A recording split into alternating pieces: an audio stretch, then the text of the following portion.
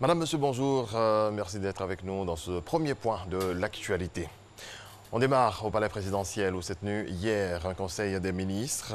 Le conseil qui a adopté le prix d'achat du kilogramme du coton pour la campagne 2019-2020.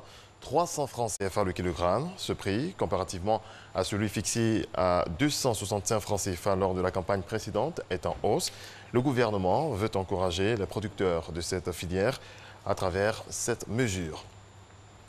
La Fondation African Women Initiative, en partenariat avec les institutions gouvernementales, ont lancé hier à la Chambre de commerce et d'industrie au Plateau le projet SEWA. Il vise à renforcer les capacités des femmes à faible revenu, principalement entrepreneurs du secteur informel. Les détails avec Jean-Marc Djadji et Franck Quadio. Financer des femmes à faible revenu, renforcer leur capacité à faire d'elles des actrices de développement. Ce sont les objectifs du projet SEWA lancé à la Chambre de commerce par la Fondation AVI, African Women Initiative. Le projet SEWA a pour cible les femmes du secteur informel aux revenus inférieurs à 50 000 francs CFA, le stock marchand inférieur. Le projet SEWA vient répondre à une problématique qui est vraiment l'accès au marché. Nous avons essayé de réfléchir à cette solution qui est de pouvoir créer un réseau de distribution en partenariat avec les industriels pour déjà essayer d'autonomiser certaines de nos sœurs qui n'ont pas forcément des activités génératrices de revenus.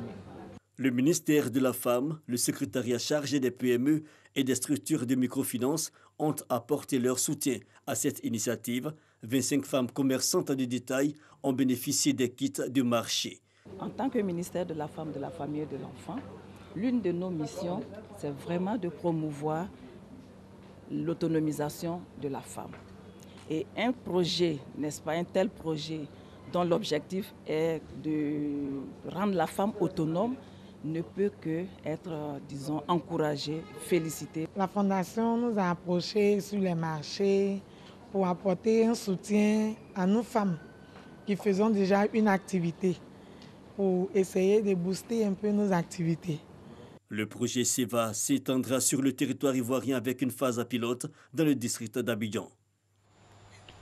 Quel système de gestion pour la sécurité des denrées alimentaires? Cette question était au cœur des échanges sur les bonnes pratiques pour assurer la qualité des aliments de consommation.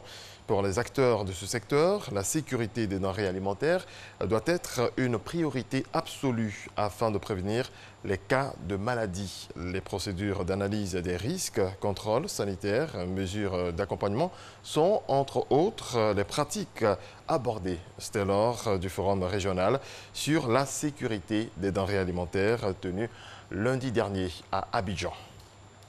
On termine avec le mois de Ramadan. Il est conseillé aux musulmans de rompre le jeûne avec des dates.